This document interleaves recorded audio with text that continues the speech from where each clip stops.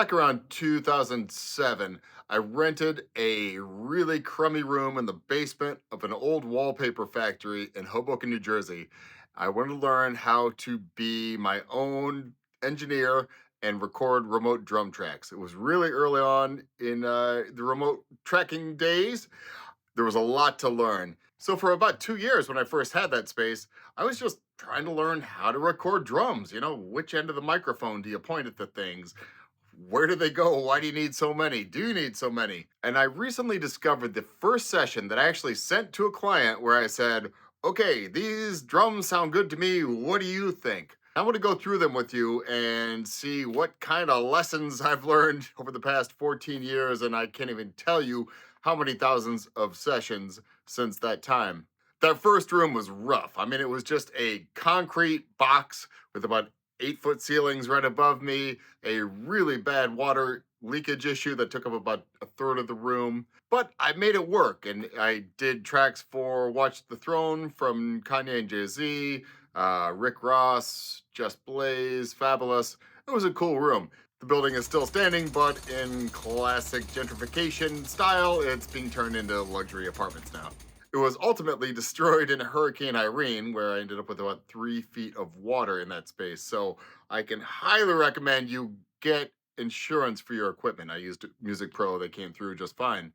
And that's why I'm here. But if you're not insuring your gear, you're really going to be sorry. So I was really curious to see, were these tracks any good? Is it going to be totally embarrassing?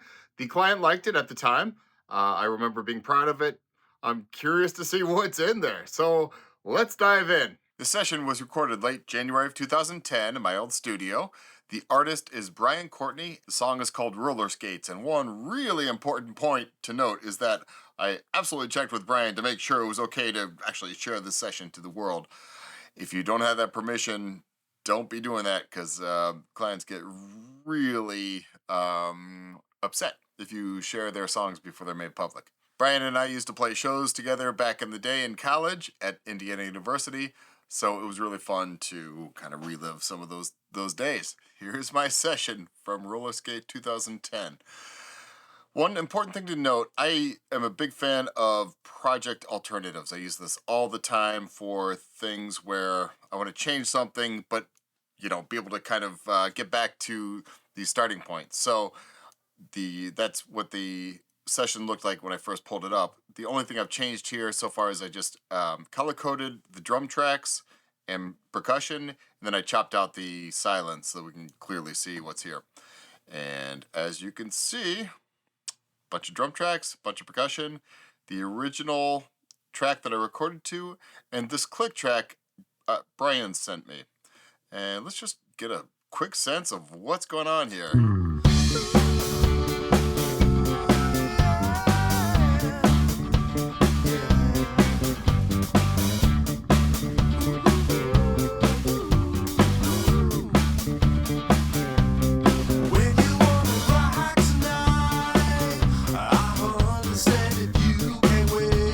It's been a while since I've heard this.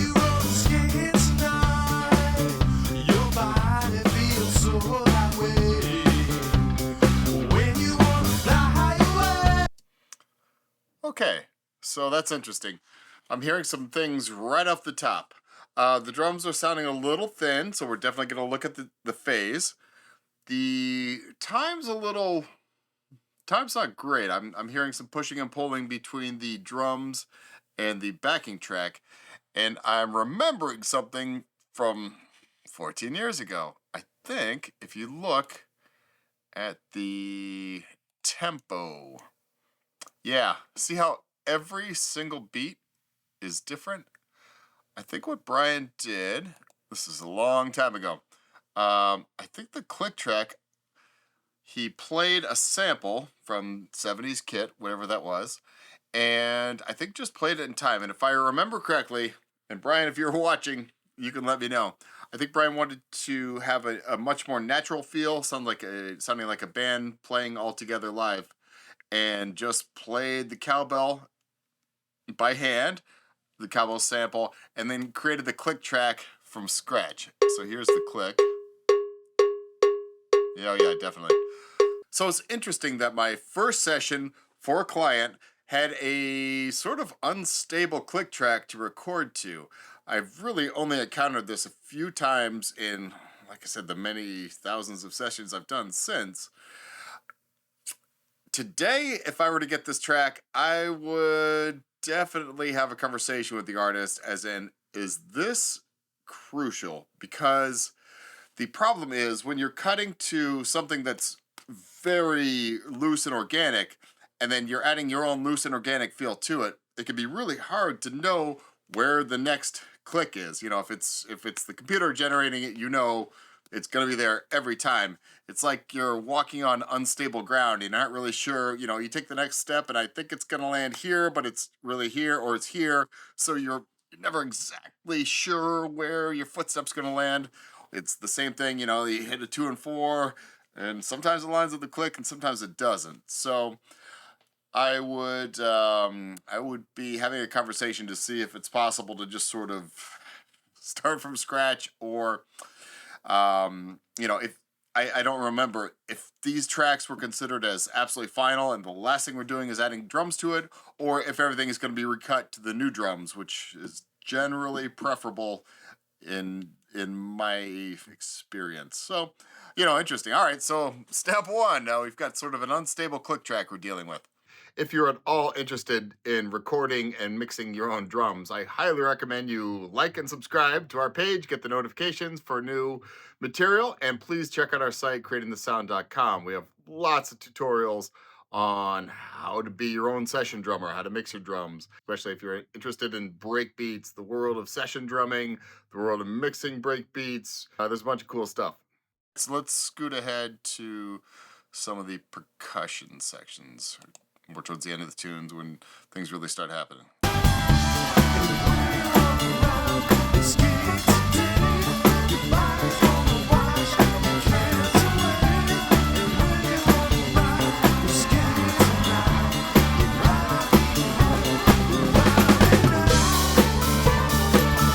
Another thing to notice here, this is my stereo out. Notice how hot that signal is. 0 is the limit.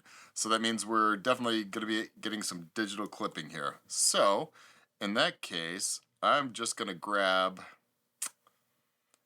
every track all at once and pull it down by, let's say, I don't know, let's pull it down about there and see if we are at the same level.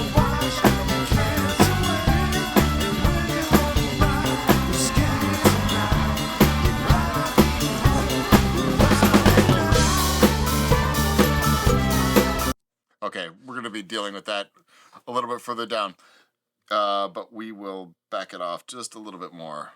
I don't know, get us out of that clipping situation.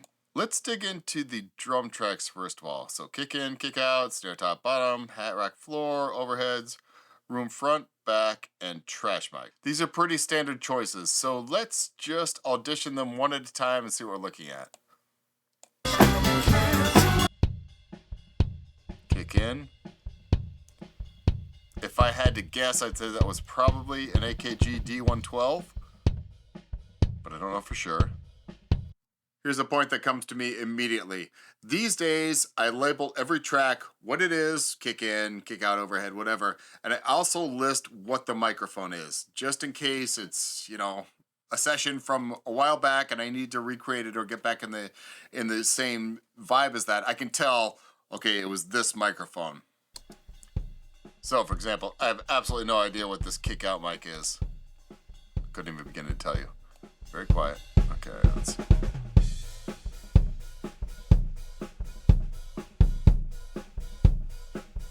Huh. Alright, here's another point. To hear the bass drum performance, I'm hitting the main note, and then there are little flutters in between. And that is because I had not really paid attention to whether when I'm pulling the beater back for the next stroke, if my foot is actually pressing against the pedal and forcing the beater to touch the head before it goes back for the main stroke. It's a really common thing. I remember at some point, must have been 12 years ago or something, really focusing on that to get a really clean hit and nothing else from the beater. So I'm not going like that. And then it, it touches the head as I pull back. It can be gated out, it can be dealt with, but I'd really rather not have that in the first place. So, that's a purely technical thing. I'm glad I've cleaned up. Listen for that in your own playing. You might hear it. And one other thing, I probably had the bass drum tilted too far towards me. I probably had the legs raised up so that the head was at an angle, so it makes it harder. So I probably these days I would have it a little more straight up and down so that, there's less chance of that beater hitting. And then even if it's wiggling around, it's not going to wiggle against the head. That's an ugly sound. Let's hear the two kicks together.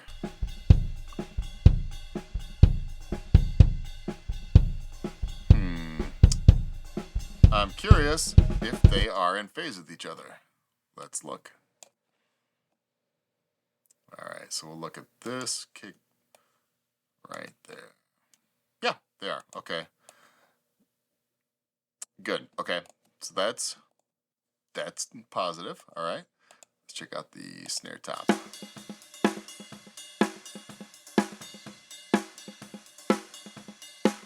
Boy, a lot of ride cymbal bell in there. Here's another performance thing.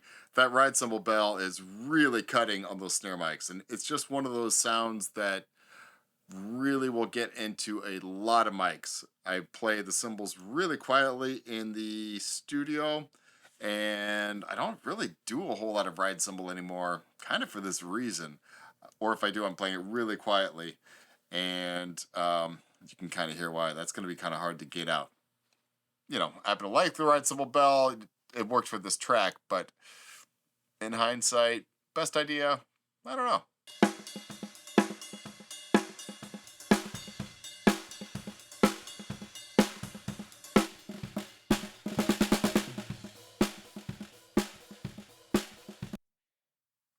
Again, microphones, I don't remember. I feel like maybe it was an SM57 on top and maybe an Audix i5 underneath.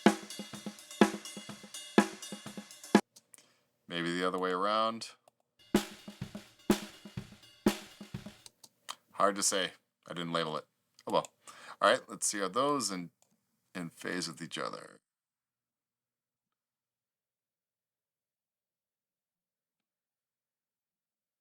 They are. Just notice how the peaks and valleys are heading in the same direction. Now, of course, the snare bottom, the signal is actually arriving slightly later than the top signal because, that mic is just physically closer to where I'm hitting the head, but that's sort of unavoidable. All right. Let's see. Find a different section with the hi-hat.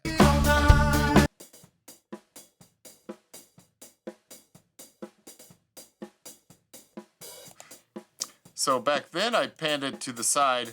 These days I usually just pan the hi-hat dead center. I feel like it fits the track a little better. Yeah.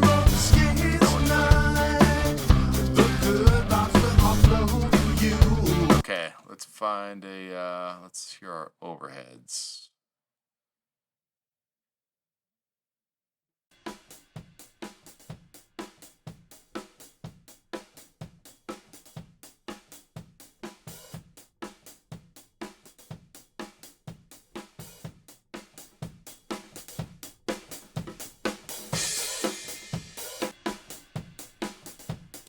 Okay, those are clean and clear, crisp. I am almost certain those are KSM 137s by Shure. Ken Lewis loaned me a pair when I was first getting started, and I used those for a couple of years. They sound just fine. They'll do the trick. They've got the crispness of the cymbals. It sounds like maybe there's I've got the high pass filter engaged so that there's not a lot of low end in that mic. So, those mics wouldn't be the sort of capture the whole kit kind of thing. But because I have close mics on everything else, I guess that wasn't the intention. All right, let's see if those are in phase with each other.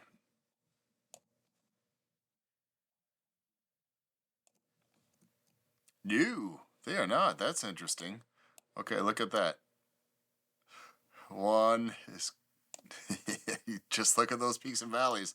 I mean, they are pretty well situated in terms of I must have measured the distance between the mics that the snare is hitting at the same time, but they are very very much out of phase. So let's see if we can fix that right now. Let's see, that would be where is it? Utility, gain, mono, phase invert.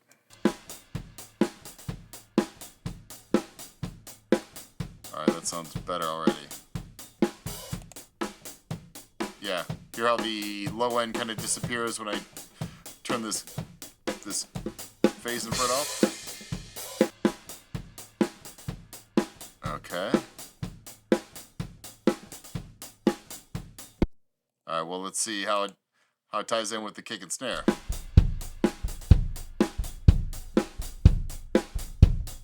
All right, there's the low end. It's there.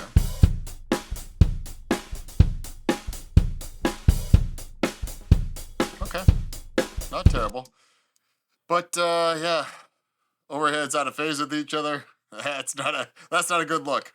I'm glad I caught that now. Wish I would have caught it 14 years ago. Let's check out these rooms. Room front.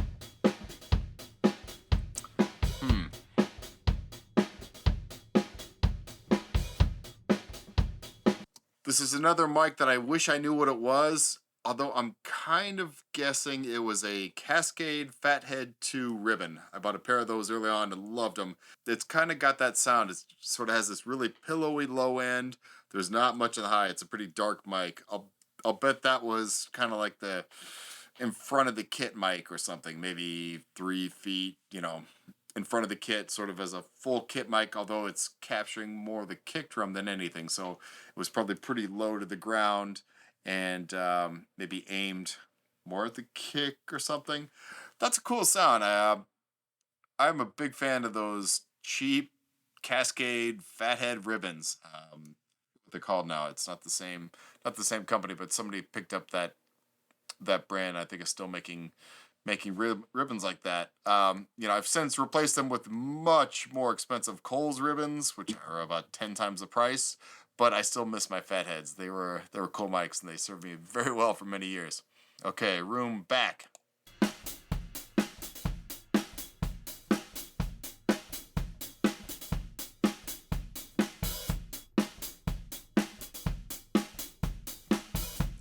It's crispier.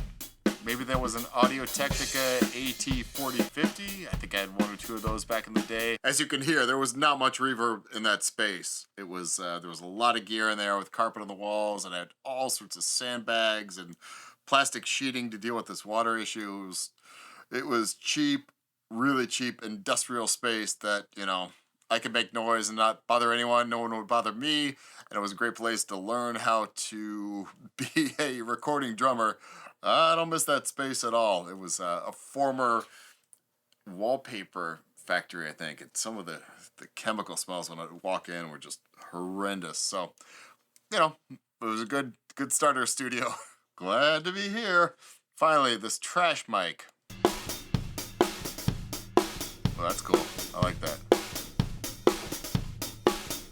Okay. Oh. So it had some compression on it.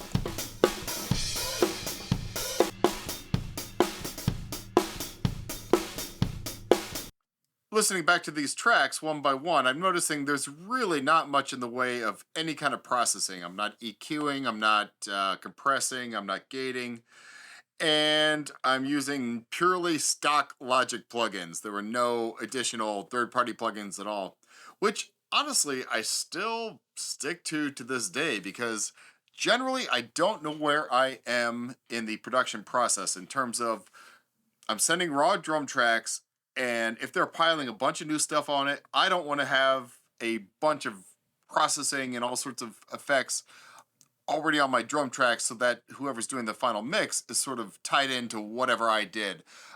Especially if I don't know what the final vision for the mix is. I don't want to have a really distorted drum sound if they want something clean, or whatever that case may be. So when I'm exporting these tracks, I'm almost always just bypassing all the effects plugins anyhow, and that's worked out very well. But I clearly have been doing the same thing for 14 years because I try to keep pretty minimal processing and just do panning and levels. That's mostly my drum mix. So that's a cool sound to blend in with everything else. It kind of fits this vibe. It's got some grit to it. I don't know if it made the final mix or not, but I usually try to put something like that in my tracks just to give the artist something different. Now, I'm almost sure that mic was an old bank teller's mic, maybe from the 60s, that the producer Ken Lewis gave me that he didn't use anymore, but I might have to find that mic again. That's kind of a cool sound. Let's look at the toms next.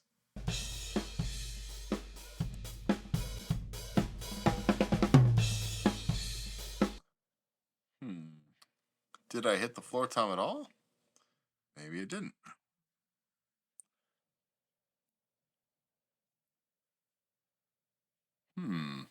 Interesting. Okay, well, it doesn't. Just looking at this floor tom channel, I think I'm just hearing rack tom. Yeah, I didn't hit the floor tom at all. So definitely something that I would do differently today. If I didn't hit the floor tom at all, I would not include that track when I sent the final files, because I don't want to make the client sort of figure out, wait, did he even touch this thing? Do I need this track for anything? Clearly I didn't. That was a waste of storage space and probably a waste of time for the client and the mix engineer, because there's really nothing there. All right, let's take a look at the percussion. Looks pretty straightforward. Maracas. Cowbell. Clap snare, what was that?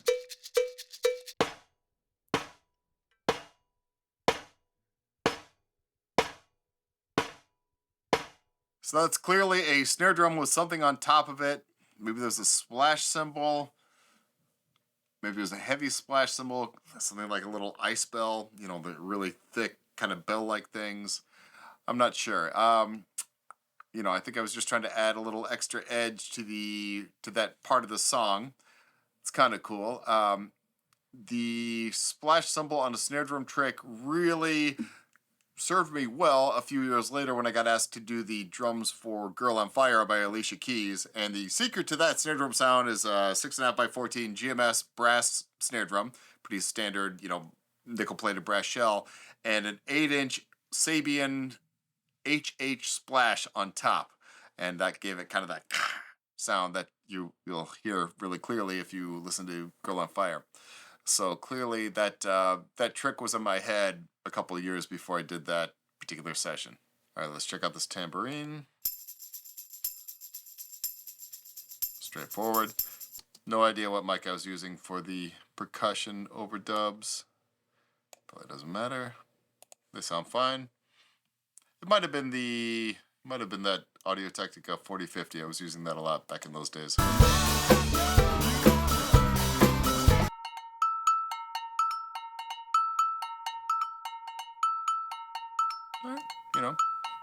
Works.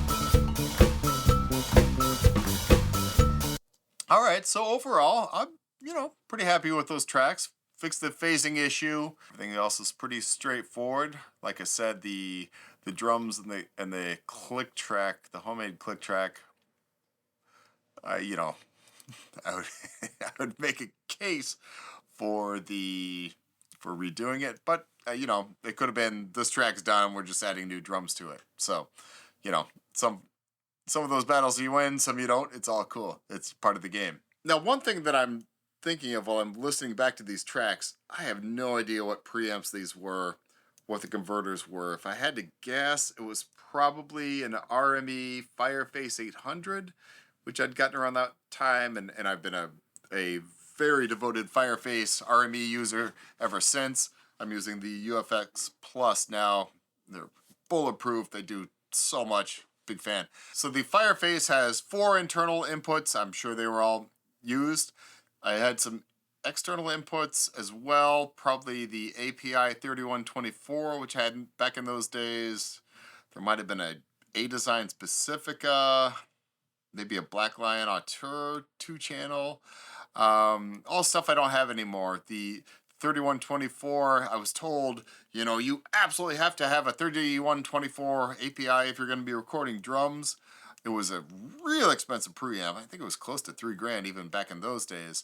And I don't know, I can't really tell which one was the 3124. It's not like it jumps out as being $3,000 better than any of the others. So I got to a point several years ago where I just have a set of preamps that I love that work beautifully for me, and I'll put a link to what my preamp situation looks like right now. But, you know, I stopped worrying about preamps a long time ago, because as long as they're amplifying the mic, doing a good job, they sound good, I'm not going to get too worried about the different kinds, because there's so much you can do to change the sound of a recorded track after the fact. If, you know, you want it more saturated or EQ different or whatever, it doesn't matter. So I bought into preamp hype early on, and then realized that it just wasn't that important to me. So, and it hasn't been an issue ever since.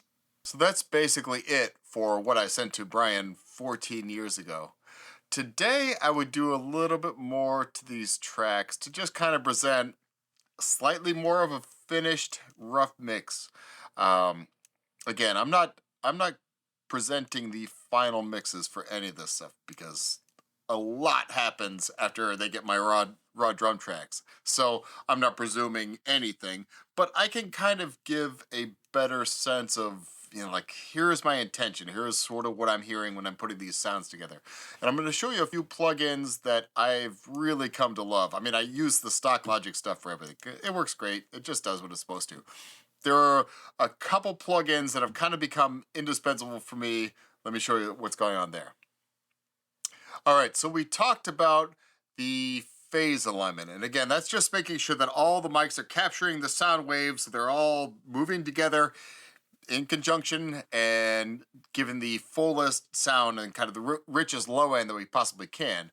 And, you know, as you saw, one of my mics was out of phase, which is not a great thing. It happens. It's not a crisis. It didn't stop my career, didn't his tracks or anything. But so let's take a look at these, the phase a little bit closer. So, you know, as you can see here, kick drum mic is in phase. The snare drum mics are picking up the kick drum sound a little bit. You know, the snare top is a little delayed, because obviously the snare mic is much further away from the kick drum beater impact than the kick in, so, you know, the sound just takes longer to reach there. Hat, not really totally affected. I think the rack looks like it's, the rack tom's a little bit out of phase as well.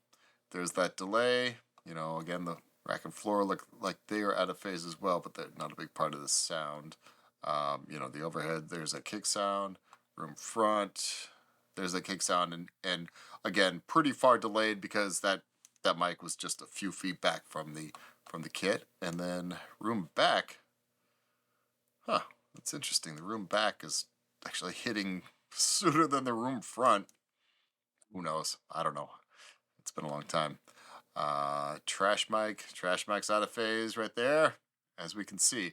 You can get really crazy trying to nudge all these tracks and line them up exactly and make sure you get everything right. There's a plugin that I swear by. It's not the cheapest plugin, but it's the only one that I actually print when I'm sending my tracks. I'm going to print this and send it burned into the tracks. The plugin is Auto Align by SoundRex. I've been a big fan of these guys.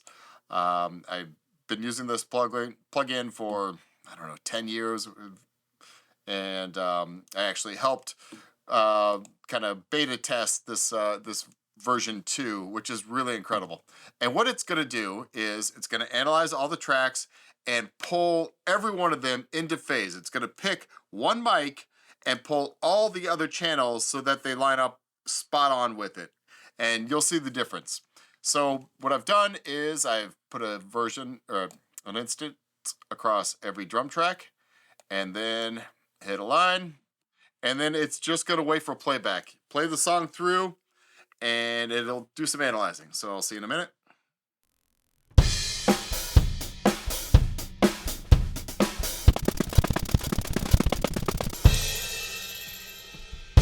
Okay, that's probably enough. I think it needs about 30 seconds or so to,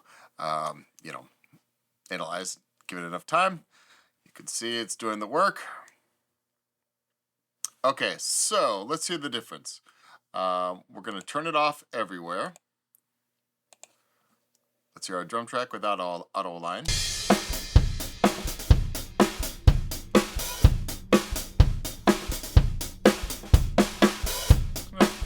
It's cool. Sounds like drums. Let's hear it with.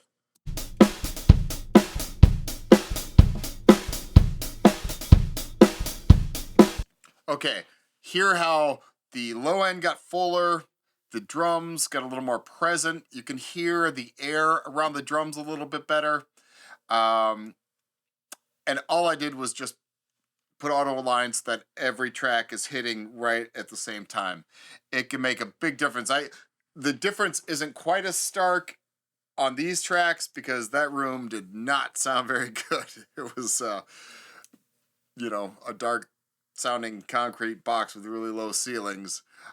In here, the difference can be much more noticeable because this space is way better treated than my old one. But, you probably heard that difference.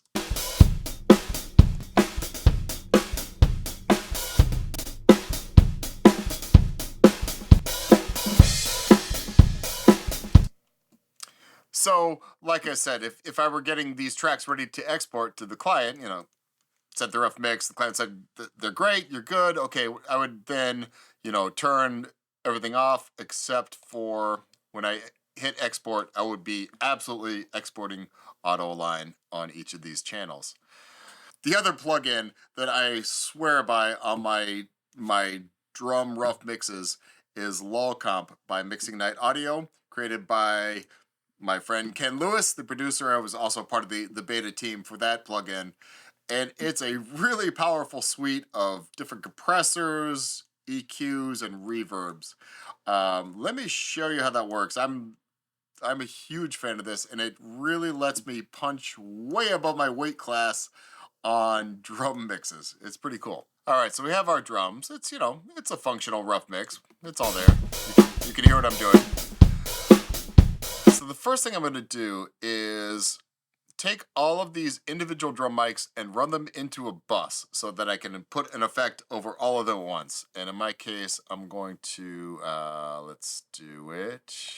A couple of different ways you could do it, but I'm just going to do stereo out. I'll do a new bus 10, which is going to be over here. And that's going to be drum mix. So what that's doing is, all of these channels are feeding into the drum mix. We can put effects and affect the entire drum mix here, and then this then feeds to the stereo output along with the rest of the songs. Okay, so Lol Comp. That is Mixing Night Audio, Lol Comp, stereo. All right, check this out. It's a compressor, filters. This is a tilt EQ for the mids, I believe. This is a limiter. This is the tilt EQ for the higher frequencies. And then this is the reverb. This is a pretty standard workflow for me with Lol Comp. Let me show you what I do. Okay, so there's a drum mix. Let's just loop a section. Okay, turn it on. There are 5 different flavors of compression.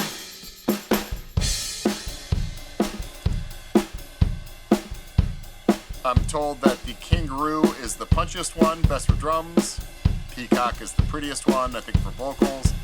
Dragon had some grit and distortion. All right, let's stick with the Kangaroo. Okay, so we'll raise the compression. Okay, cool.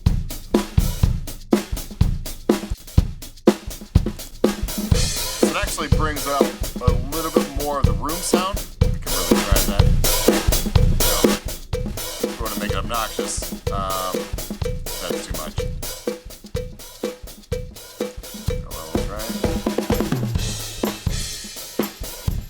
No. I don't want to lose any of that high end, but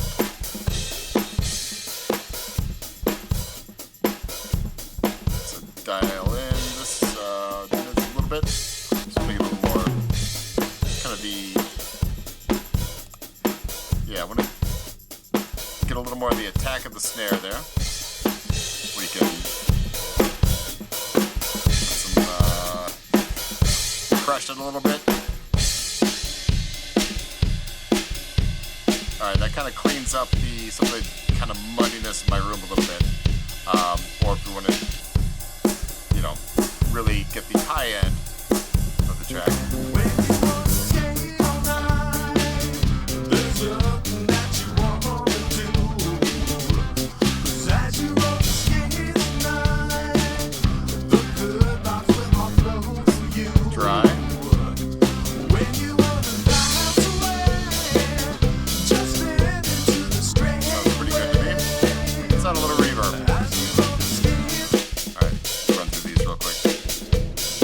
Too much. It's kind of interesting. Some of that slapback effect.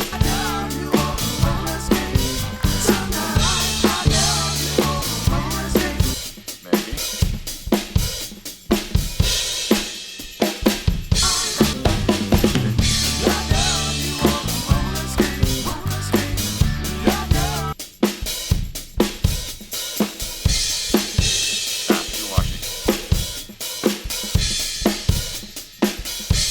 This one a lot. Number 5 is kind of just a short, dark mono reverb that, especially in my room here, it just makes my room sound better, but it doesn't sound like it's reverb. It's pretty cool.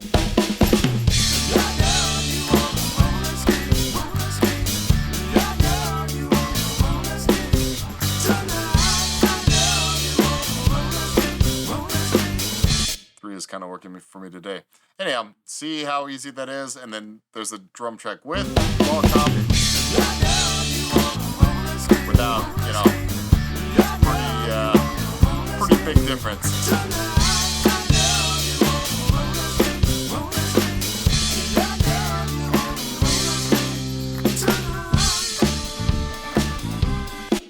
At this point in the process, I would probably be bouncing an MP3 of the track with the drums, and then a track of just the drums and percussion only without the demo, so that the client could get a sense of what the drums by themselves sound like.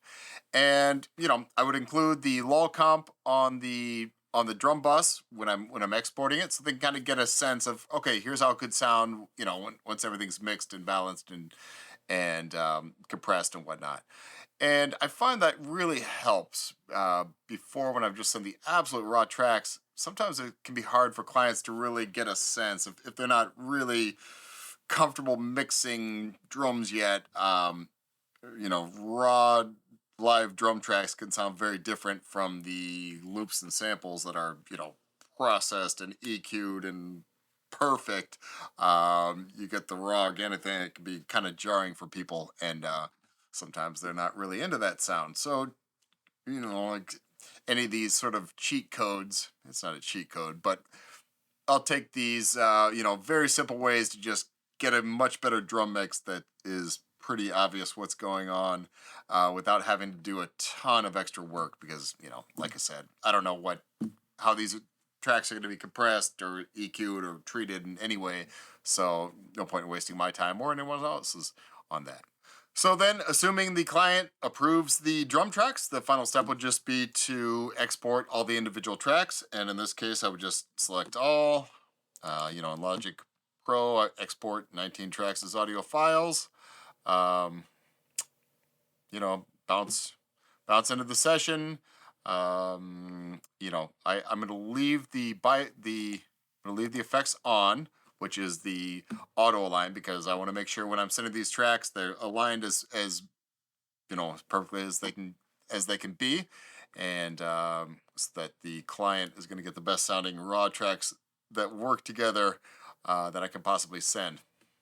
Hit export, send to the client, and finishing up the job. All right, that was cool. It's always good to take a look back, see what you can do better, and make those, little improvements day by day.